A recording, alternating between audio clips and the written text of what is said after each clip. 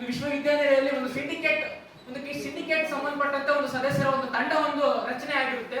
ಅದೇ ರೀತಿ ನಮ್ಮ ಮಾರಾಣಿ ಕ್ಲಸ್ಟರ್ ಯೂನಿವರ್ಸಿಟಿಯಲ್ಲೂ ಕೂಡ ಒಂದು ಸಿಂಡಿಕೇಟ್ ತಂಡ ಇರುತ್ತೆ.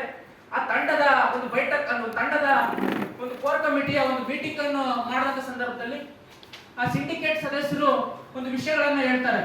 ಕೆಲವೊಂದಿಷ್ಟು ವಸ್ತುಗಳನ್ನ ಈ ರೀತಿ ವಸ್ತುಗಳನ್ನ ಖರೀದಿ ಮಾಡಬೇಕು, ಈ ರೀತಿ ವಸ್ತುಗಳನ್ನ ಖರೀದಿ ಮಾಡಿದಾಗ ವಿಶ್ವವಿದ್ಯಾನಿಲಯದ ಡೆವಲಪ್ಮೆಂಟ್ಗೋಸ್ಕರ ಕೆಲಸವನ್ನು ಮಾಡಬಹುದು ಅಂತ ಒಂದು ಯೋಚನೆಯನ್ನು ಮೀಟಿಂಗ್ ಅಲ್ಲಿ ಚರ್ಚೆಯನ್ನು ಇಡ್ತಾರೆ.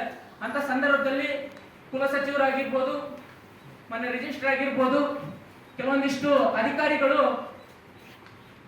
ಅವರಿಗೆ ಇಚ್ಛೆ ಬಂದಂತೆ, ಅವರಿಗೆ ಮನಸ್ಸಿಗೆ ಬಂದಂತೆ ವಸ್ತುಗಳನ್ನ ಖರೀದಿ ಮಾಡೋದಾಗಿರ್ಬೋದು, ಕಾಲೇಜಿನ ಡೆವಲಪ್ಮೆಂಟ್ ಮಾಡ್ತೀವಿ ಅಂತ ಒಂದು ಫೇಕ್ ಬಿಲ್ಗಳನ್ನು ಮಾಡೋದಾಗಿರ್ಬೋದು, ಈ ರೀತಿ ಅನೇಕ ವಿಷಯಗಳನ್ನ ವಿದ್ಯಾರ್ಥಿಗಳ ಹಣದಿಂದ, ಒಂದು ಸರ್ಕಾರದ ಹಣದಿಂದ ಒಂದು ಫೇಕ್ ಬಿಲ್ಗಳನ್ನು ಮಾಡಿ ಯಾವುದೇ ಕಾರ್ಯಕ್ರಮಗಳನ್ನು ಮಾಡದೆ ಈ ರೀತಿ ಕಾರ್ಯಕ್ರಮಗಳನ್ನು ಮಾಡಿದ್ವಿ ಅಂತಂದು ಲಕ್ಷಗಟ್ಟಲೆ ಬಿಲ್ ಅನ್ನು ಮಾಡಿರೋದನ್ನ ನಾವೆಲ್ಲ ನೋಡ್ಬೋದು. ಅದ್ರ ವಿತ್ತು ಎವಿಡೆನ್ಸ್ ಸದ್ಯಕ್ಕೂ ನಮ್ಮ ಹತ್ರ ಇದೆ.